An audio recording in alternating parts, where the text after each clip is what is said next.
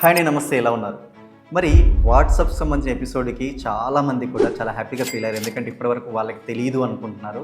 నిజమేనండి. నేను ఎవరికైనా 10,000 మందికి మెసేజ్ పెడితే నాకు రిప్లై వచ్చేది ఒక 500 అండి.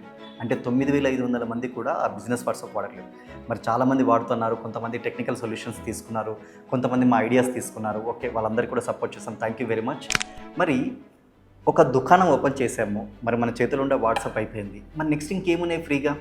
మనం ఫస్ట్ పెయిడ్కి వెళ్ళకూడదు. ఫ్రీగా ఉన్న వాటిని అన్నింటినీ కూడా వాడుకోవాలి. మరి ఇంకా సోషల్ మీడియా ఉన్నాయండి. అదేంటి అంటే ఫేస్బుక్ చాలామంది కూడా ప్రొఫైల్ పేజ్ వాడుతుంటారు. ప్రొఫైల్లో జస్ట్ జీమెయిల్తో లాగిన్ అయిపోతుంటారు. జీమెయిల్ లాగిన్ అయిపోయి ఫేస్బుక్లో వాళ్ళ ఫోటో అవన్నీ కూడా పెట్టుకుంటారు.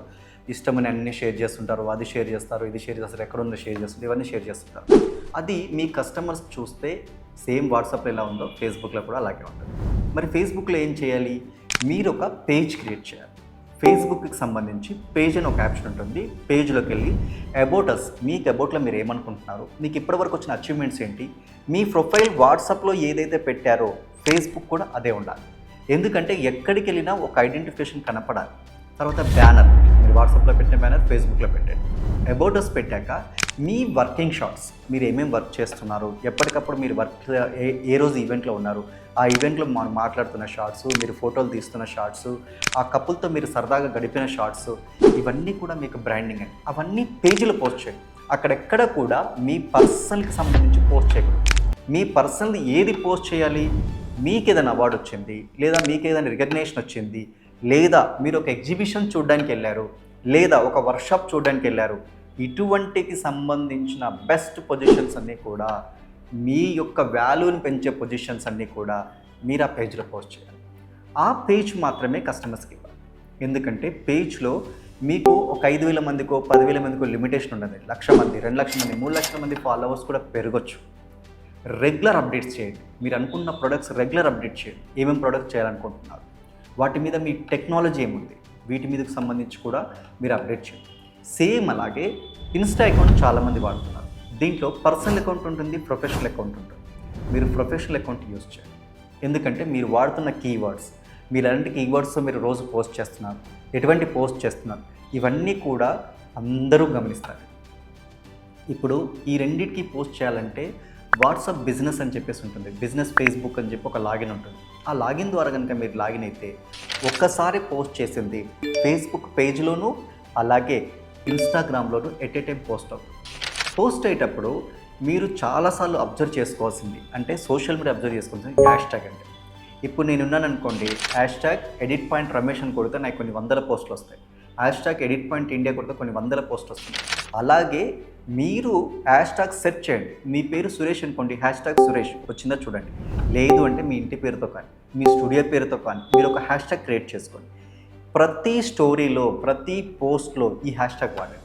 అప్పుడు ఏమవుతుందంటే ఈ సోషల్ మీడియా అల్గోరిథం అనేది మీ యొక్క హ్యాష్ ట్యాగ్స్ని తీసుకొని తొందరగా వేరే వాళ్ళకి చూపించుకోవడానికి అవకాశం ఉంటుంది. ఇది సోషల్ మీడియా వరకు. రెండోది ఏంటి, మీరు తీసుకున్న ఆఫీస్ లొకేషన్కి గూగుల్ మై బిజినెస్, మీకు ఇంతకుముందు కూడా ఎపిసోడ్లో చెప్పాను, గూగుల్ మై బిజినెస్ అనేది ఫ్రీ అప్లికేషన్. మీ లొకేషన్, మీరు తీసుకున్న ఆఫీస్ లొకేషన్, మీరు ఉండే లొకేషన్ని పింక్ చేసి అందులో కూడా రెగ్యులర్ పోస్ట్ చేయండి. మీ హ్యాష్ ట్యాగ్తో రోజు ఒక ఇమేజ్ పెట్టి ఆ ఇమేజ్ తగ్గట్టు ఫేస్బుక్లో, గూగుల్, ఇన్స్టాలో ఎలా పెడుతున్నారో దాంట్లో కూడా పోస్ట్ చేయండి. దాంట్లో పోస్ట్ చేసి అదే హ్యాష్ ట్యాగ్తో కనుక మీరు పెడితే గూగుల్ కూడా మీకు నియర్ బై ఎవరైనా ఫోటోగ్రాఫర్ కానీ, వెడ్డింగ్ ఫోటోగ్రాఫర్ కానీ ఇలాంటివి సెట్ చేశారనుకోండి, మీ ప్రొఫైల్ ఖచ్చితంగా వస్తుంది. ఇది కాక అందరూ పెద్దవాళ్ళు ఎక్కడ ఉంటారు? ఎక్స్లో ఉంటారు. మరి ఎక్స్లో మీరు ఒక అకౌంట్ క్రియేట్ చేయండి. మీరు కూడా అందులో సేమ్ పోస్టింగ్ చేయండి. దీనికి అంటే ఇప్పుడు ఎక్స్ కానివ్వండి, లేకపోతే గూగుల్ కానివ్వండి, ఫేస్బుక్, ఇన్స్టా, ఇవన్నీ కూడా మీకు ఇమ్మీడియట్లీ బిజినెస్ తెస్తుందని కాదు, మీరు ప్రొఫెషనల్ తెలియడానికి.